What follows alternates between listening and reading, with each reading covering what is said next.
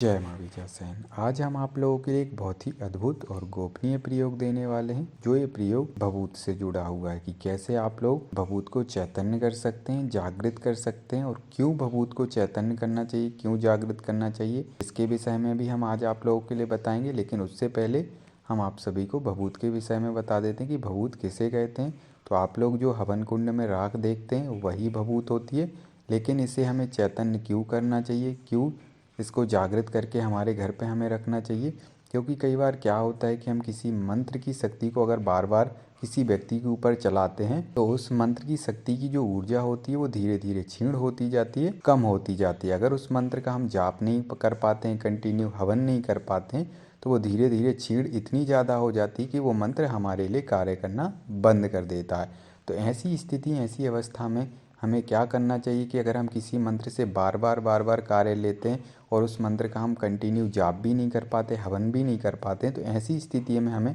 उस मंत्र की शक्ति के माध्यम से भभूत को जागृत कर लेना चाहिए, चैतन्य कर लेना चाहिए। जिससे अगर कोई भी व्यक्ति हमारे आस पड़ोस का हमारे पास आता है और उसको पैरानॉर्मल एक्टिविटी की कोई समस्या हो रही होती है, उसका सर में दर्द हो रहा होता है, सीने में दर्द हो रहा होता है, कमर में, कंधों में या शरीर के किसी भी हिस्से में उसको पैरानॉर्मल एक्टिविटी की वजह से दर्द हो रहा होता है, तो हमें सिर्फ उस भभूति को उस व्यक्ति के लिए देना होता है और उस भभूति को खाने के बाद वो व्यक्ति ठीक हो जाता है। इसी प्रकार से आप अपने घर परिवार के सदस्यों को भी वो भभूति दे सकते हैं, रिलेटिव को भी दे सकते हैं, या कोई भी व्यक्ति अगर आपके घर पे आता है जिसे पैरानॉर्मल एक्टिविटी से जुड़ी हुई कोई समस्या है, तो उस भभूत को आप दे सकते हैं, जिससे उसकी वो समस्या तुरंत के तुरंत उस भभूत को खाने के बाद ठीक हो जाएगी। तो अब हम आप सभी को उस विधान को, उस तरीके को बता देते हैं कि किस तरीके से आप लोग भभूत को चैतन्य कर सकते हैं, जागृत कर सकते हैं। तो अगर आप लोग अपनी कुलदेवी के माध्यम से भभूत को चैतन्य या जागृत करना चाहते हैं तो आपके लिए अपनी कुलदेवी का होम करना पड़ेगा या हवन करना पड़ेगा,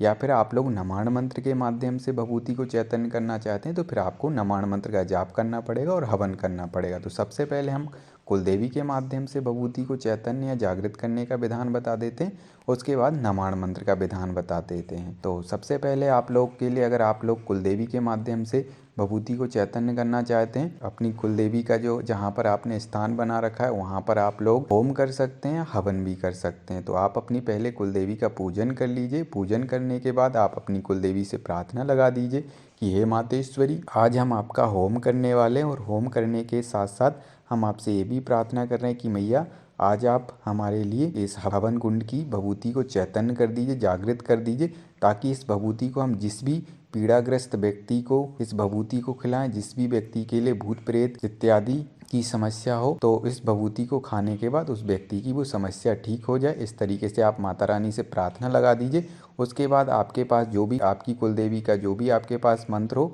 उस मंत्र के माध्यम से आप साकिल्या से या घी से डायरेक्ट हवन कर सकते हैं, और जो प्रार्थना हमने आप लोगों के लिए बताई उस तरीके से प्रार्थना लगा सकते हैं। और हवन करने के बाद आप लोग उस हवन की भभूति को छानकर एक मिट्टी के पात्र में रख सकते हैं। और रखने के बाद जैसा कि हम बता चुके हैं कि आप लोग जो भी व्यक्ति को पैरानॉर्मल एक्टिविटी हो रही, दिक्कत समस्या हो रही भूत प्रेत से जुड़ी हुई, तो उस व्यक्ति को जैसे ही आप उस भभूति को देंगे तो वो व्यक्ति तुरंत के तुरंत ठीक हो जाएगा। तो इस तरह से आप लोगों के लिए बार बार मंत्र की शक्ति को नहीं चलाना पड़ेगा। जब तक वो भभूति आपके पास रहेगी जब तक आपके लिए मंत्र को नहीं चलाना पड़ेगा, बस उस भभूति को आपके लिए उस व्यक्ति को देना पड़ेगा। तो इस तरह से आप लोग भभूति को चैतन्य कर सकते हैं, जागृत कर सकते हैं। इसी प्रकार से कुलदेवी का होम के माध्यम से भी आप लोग भभूति को चैतन्य कर सकते हैं, जागृत कर सकते हैं। अब हम आप सभी को नमाण मंत्र के माध्यम से बता देते हैं कि किस तरीके से आप लोग को भभूति चैतन्य करनी है। तो सबसे पहले लकड़ी की बजोट के ऊपर घी का दीपक प्रज्वलित कर दीजिए माता भगवती महारानी के नाम से। उसके बाद धूप प्रज्वलित कर दीजिए, गुलाब की पंखुड़ियाँ दीपक के चारों तरफ बिखरा दीजिए, दूध से बनी मिठाई का माता रानी के लिए भोग लगा दीजिए। उसके बाद आप लोगों के लिए नमाण मंत्र का संकल्प के माध्यम से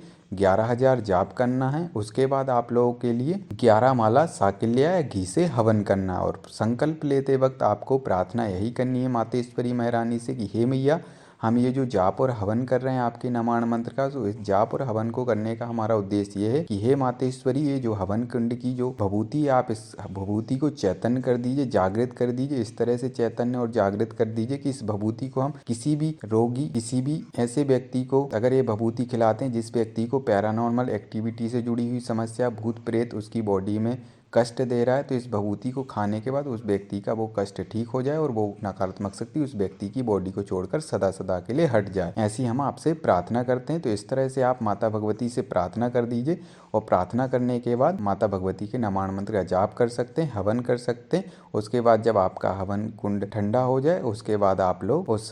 हवन कुंड की भभूति उसको छानकर एक मिट्टी के पात्र में रख सकते हैं। याद रखना, वो भभूति आपकी कहीं ऐसे व्यर्थ मत फेंक दीजिएगा। आप लोग के लिए उस भभूति को संभाल कर रखना है और इस तरह से आप लोग भभूति को चैतन्य कर सकते हैं, जागृत कर सकते हैं और उस भभूति से तरह तरह से लाभ ले सकते हैं। और इससे आप लोगों के लिए बार बार किसी भी मंत्र शक्ति को चलाना नहीं पड़ेगा, जिससे आपकी जो मंत्रों की ऊर्जा है वो कमज़ोर नहीं होगी, कम नहीं होगी। और अगर आप किसी मंत्र का जाप कंटिन्यू नहीं कर पा रहे होंगे, हवन नहीं कर पा रहे होंगे, तो इस तरह से भभूति को आप चैतन्य करके जागृत करके घर पे रख सकते हैं, जिससे आप लोग इस भभूति के माध्यम से तरह तरह से लाभ ले सकते हैं, जन कल्याण कर सकते हैं, स्वयं हित के लिए भी उस भभूति का लाभ ले सकते हैं। तो इस प्रयोग को कर लीजिए आप लोग। अगर आप लोग इस तरीके की जानकारी और चाहते हैं तो आप लोग हमारे चैनल को सब्सक्राइब कर लीजिए, वीडियो को लाइक कर दीजिए, ज़्यादा से ज़्यादा शेयर कर लीजिए। तो जब तक के लिए आप सभी को जय माँ बीजा से।